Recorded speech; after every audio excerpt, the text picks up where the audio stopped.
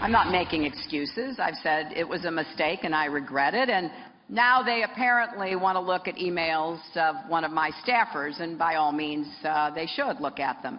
And I am sure they will reach the same conclusion they did when they looked at my emails for the last year. There is no case here. Really? Yeah, one of my staffers. What's her name again? Uma Abedin? How do you say that? Best friends, maybe? Yeah, really? Is there really a case here or not? South Carolina Republican Congressman Trey Gowdy. He chaired the House Select Committee on Benghazi that led to the Rose revelations. He joins us right now from South Carolina. Good morning to you, Congressman. Good morning. How are y'all? We're doing okay. Hillary Clinton is, despite the reported 500,000 north of that emails out there, she's blaming James Comey for this. Do you blame James Comey for these revelations? Well, to the best of my recollection, Director Comey did not tell her to set up her own private email server. He did not tell her to lie about almost every aspect of the email. He didn't tell Uma Abedin not to turn over all of her devices, and he didn't tell Anthony Weiner to sex with underage girls. So I don't know how Jim Comey is responsible for any of this. We're getting word this morning, according to Reuters, that Loretta Lynch, she does not want James Comey coming forward with this. She said it violates law and policy.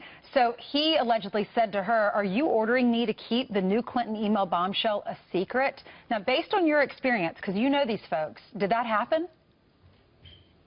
I am sure that Loretta Lynch and Sally Yates, her top deputy, had a conversation with Comey, but the FBI director was given a 10-year gig for a reason.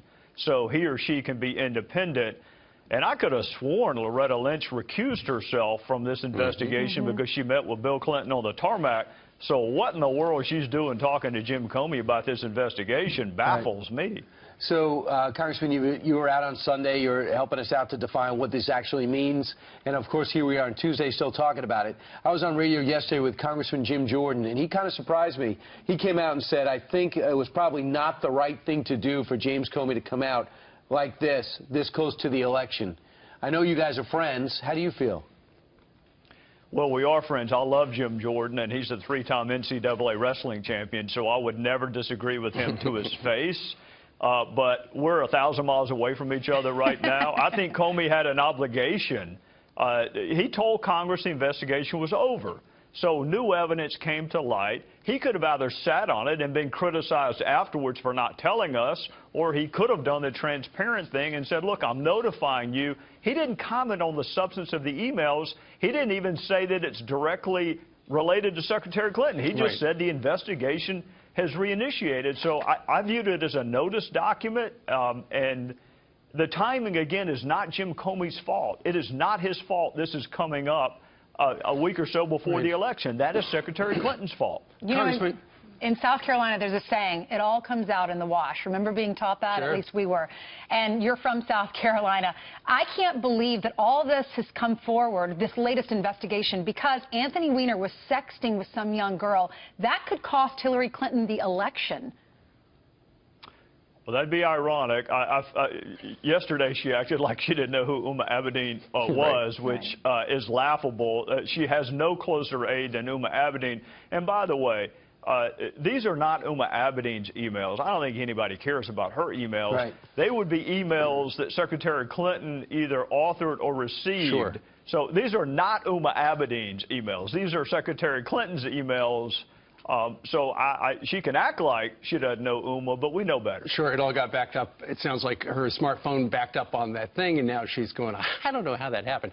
I got to ask you this. The letter that came out from the Department of Justice yesterday, that they would be working with the FBI to try to sort through this stuff as quickly as possible, although, you know, they're not going to be able to do it before the election.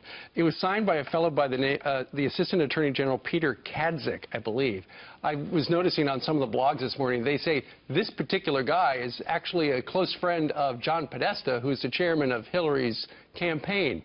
Do you see the possibility of politics working into this? Well, in the interest of full disclosure, I have had many, many differences with Peter Kadzik, both publicly and privately, but I actually don't think it's a problem. For this reason, Peter Kadzik doesn't make these decisions. They're made at the top of the DOJ. I've been very critical of the politicization of the DOJ. Right. I think it is terrible the Department of Justice has been politicized, But Peter Katzig is not a decision maker. He is a messenger. Right. And Congressman, just get us clear on this. Intent seems to be the big word. The intent doesn't matter when it comes to a guy on a nuclear submarine taking a picture to tell his parents what he was doing when he's at sea. Intent didn't matter with General Cartwright. Does intent matter? If Hillary Clinton didn't intend to violate security procedures, does that matter? No, and that was my whole point of difference with Director Comey. Had Congress intended to require specific intent, we would not have used the phrase gross negligence. Those are two different standards. So Congress intentionally used the phrase gross negligence. He said extreme carelessness. They mean the exact same thing. An intent to harm the country is what we call treason.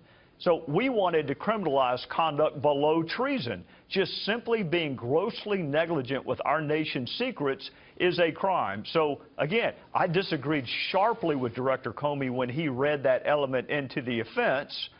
So I have been critical of him in the past. I have been supportive of him in the past, depending on the facts. And you support this move? I think he had no choice but to notify Congress that his previous testimony had changed. All right. Congressman Trey Gowdy, thanks so much. Appreciate it. Yes, sir. Thank you all. All right. 80,000 emails returned to the State Department in 2014, 110 emails in 52 email chains have been determined by the owning agency to contain classified information at the time they were sent or received. 8 of those chains contained information that was top secret at the time they were sent. 36 of those chains contained secret information at the time, and 8 contained confidential information at the time. That's the lowest level of classification.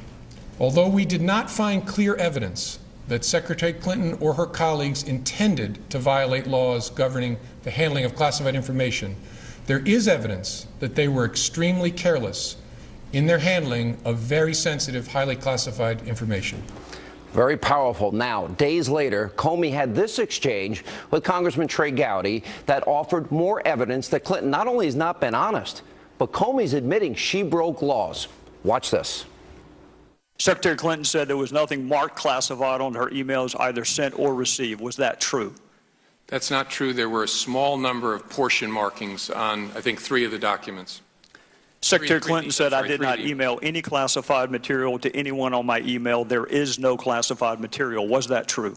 Now, there was classified material emailed. Secretary Clinton said she used just one device. Was that true? She used multiple devices during the 4 years of her term as Secretary of State. Secretary Clinton said all work-related emails were returned to the State Department. Was that true? No, we found work-related emails, thousands, that were not returned. Secretary Clinton said her lawyers read every one of the emails and were overly inclusive. Did her lawyers read the email content individually? No. Lie after lie, law after law broken. Now, there's also the question of if Clinton's own doing, if this is her own doing, if that doesn't sink her campaign and she actually, God forbid, wins the White House, what happens the day after, on November 9th? Now, sources say the FBI review of hundreds of thousands of new emails will not be done before voters, before you head to the polls, now in 8 days. And the Washington Post is reporting that the FBI's agents, well, they wanted to investigate pay-to-play allegations at the Clinton Foundation, but that attempt was shut down by the Department of Justice. By the way, the same Department of Justice that we learned through WikiLeaks was colluding with the Clinton campaign, just like the State Department was, just like the White House was, and of course the liberal mainstream media. So think about the magnitude of all of this for a second. Hillary Clinton could be sworn into office while still being under investigation from the FBI, which would then put this country into a major constitutional crisis.